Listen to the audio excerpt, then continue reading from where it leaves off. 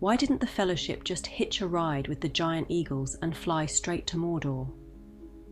It's a question that's puzzled hobbits and elves alike since the closing stages of the Third Age, but today on Fairly Fictional, we're diving deep into the reasons why this seemingly obvious shortcut would have been a disaster. First, let's clear up a big misunderstanding. Gandalf doesn't have some secret eagle hotline triggered by a magic moth, as the movies suggest. In the books, that whole moth moment never happened. And even if it did, how long do we think it would take that tiny insect to fetch eagles from so many miles away? In reality, none of Gandalf's eagle rescues were under his control. Take The Hobbit, for example. The eagles only showed up because the noise of orcs and wargs stirred the curiosity of the Lord of the Eagles. When Gwaihir plucked Gandalf from Isengard, it wasn't due to some magic moth delivery. It was Radagast who sent the eagle to bring him news. And after Gandalf's epic duel with the Balrog, Gwaihir didn't just happen to be flying by. He was sent by the Lady Galadriel to retrieve the stranded wizard. It's also worth mentioning that the origins of the eagles are a bit tangled, mostly because Tolkien himself changed his mind about them more than once. This is not a topic I wish to cover in this video, but one thing remains clear. The eagles are an ancient, noble race with free will of their own. Whether they're a type of Maiar in avian form or simply animals taught to speak, we know they were sent by Manwë, the chief of the Valar, to watch over Middle-earth. What we don't know for sure is the extent of their role. What were Manwë's instructions to them? How much were they actually allowed to interfere in the affairs of Middle-earth? Much like Gandalf, who had to walk a fine line in revealing his true power, the eagles might have faced similar restrictions. They were powerful beings, but that didn't necessarily mean they could swoop in whenever they pleased. Of course, there were exceptions, like during the War of Wrath, when they had no qualms about jumping into the fray. They aided Eärendil against the terrifying dragon, and Calagon the Black, and his winged army, playing a major part in turning the tide of that epic battle. And let's not forget the time they joined the Battle of the Five Armies in The Hobbit, and later at the Battle of the Black Gate during the War of the Ring.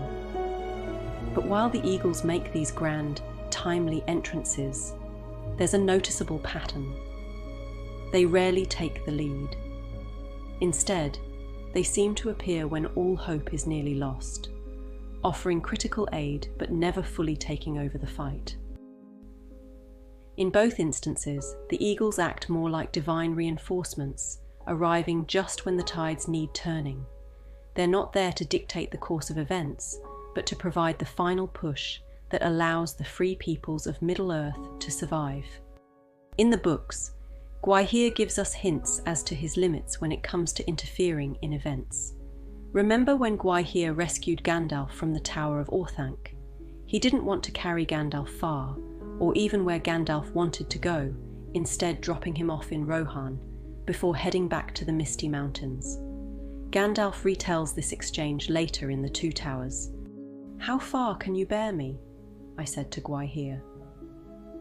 "Many leagues," said he, "but not to the ends of the earth. I was sent to bear tidings, not burdens." "Then I must have a steed on land," I said, "and a steed surpassingly swift, for I have never had such need of haste before." "Then I will bear you to Edoras, where the Lord of Rohan sits in his halls," he said, "for that is not very far off." It's as if the eagles, with all their grandeur, had their own rules or preferences about how far they were willing to go. Despite Gandalf indicating a sense of urgency, Gwaihir was not forthcoming in helping him reach his preferred destination. Possibly one of the strongest reasons, as Gandalf wisely pointed out when rejecting the idea of Glorfindel joining the Fellowship, their mission depended on stealth above all else. Sending a powerful but conspicuous figure like Glorfindel was too risky, and the same logic applies to using the eagles. Thorondor, the greatest of the eagles who once battled Ancalagon the Black, was said to have a wingspan of around 30 fathoms, or 180 feet, comparable to a modern-day passenger airplane.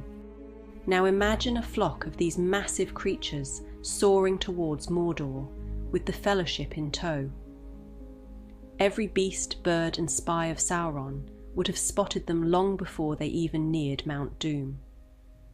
And of course, the all-seeing, lidless eye of Sauron would have zeroed in on them immediately.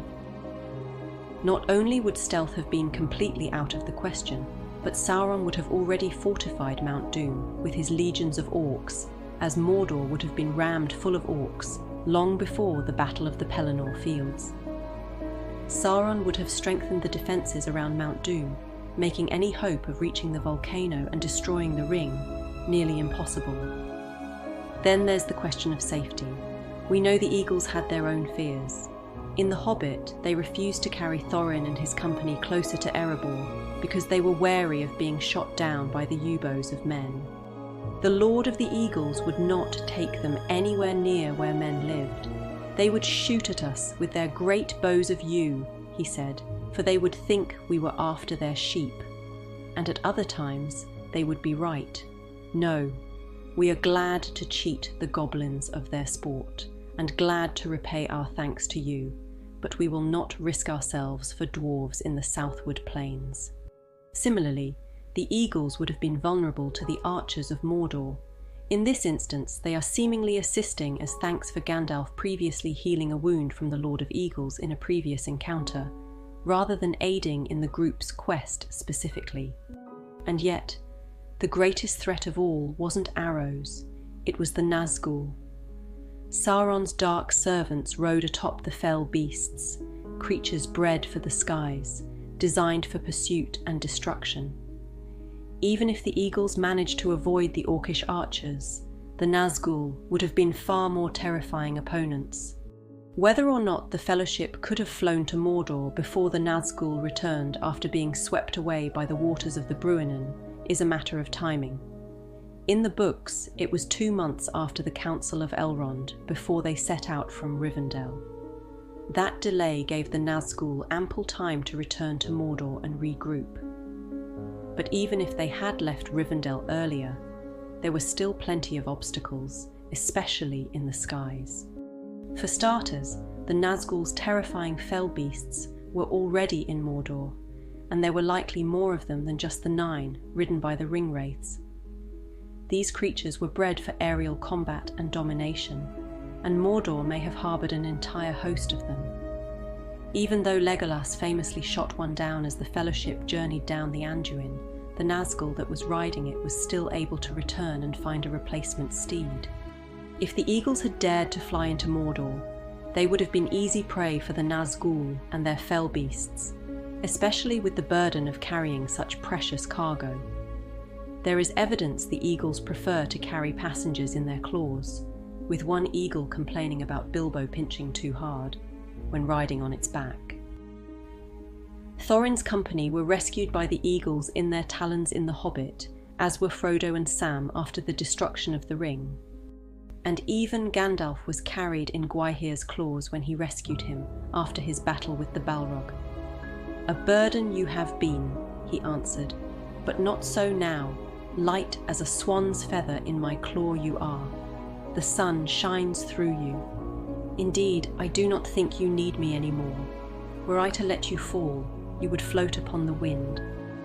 With their talons occupied by passengers, the Eagles would have been severely handicapped, unable to defend themselves as they usually would.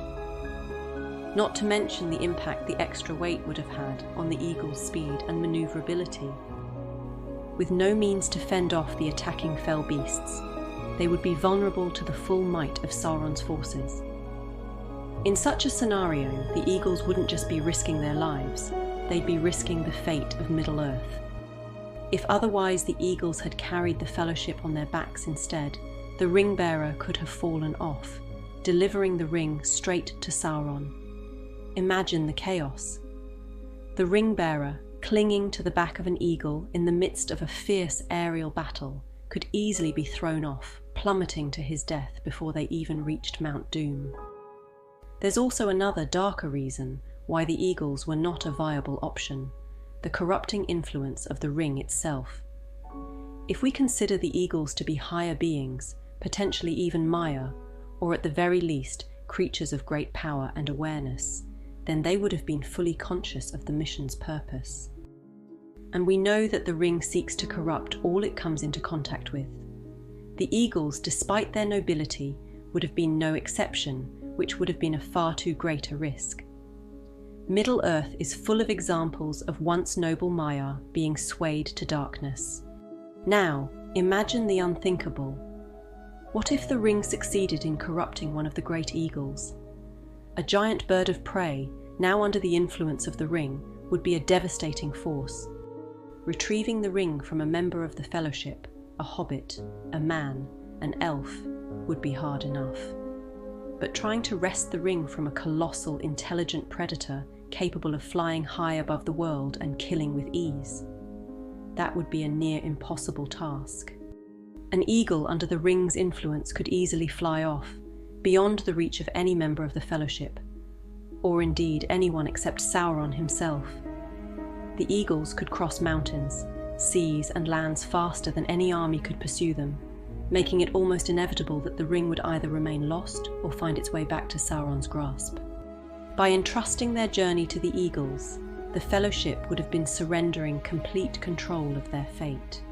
Once in the air, they would be utterly at the mercy of these great creatures. If the eagles succumbed to the ring's temptation, there would be no way for the Fellowship to stop them. The mission would be lost, and with it, Middle-earth's last hope. Lastly, there's a practical consideration when it comes to the eagles due to their highly sensitive respiratory systems. Birds, especially large ones like the eagles, have a much more efficient but delicate breathing mechanism than humans. This efficiency allows them to extract more oxygen from the air, but it also means they inhale more toxins from smoke and fumes, making them much more vulnerable to smoke poisoning. Given that Mordor is a barren wasteland riddled with fire and ash and dust, and the very air you breathe is a poisonous fume, largely thanks to Mount Doom constantly spewing ash and toxic gases into the surrounding environment, there's a very real possibility that the eagles might not have survived a prolonged flight into Mordor's polluted skies. While we did see the eagles fly to Mount Doom to rescue Frodo and Sam, it's important to remember that they did so after Sauron had been defeated and Mordor was already in disarray. The battle was over, the Eye was destroyed, and much of the enemy's forces had been depleted. The eagles flew in a direct line with no need to engage in combat, avoid detection, or search for a safe landing spot. But had they been required to take a longer, more cautious route, or worse, fight their way through orc archers, fell beasts and other dangers, the smoke and fumes from Mount Doom and the surrounding volcanic region could have easily overwhelmed them.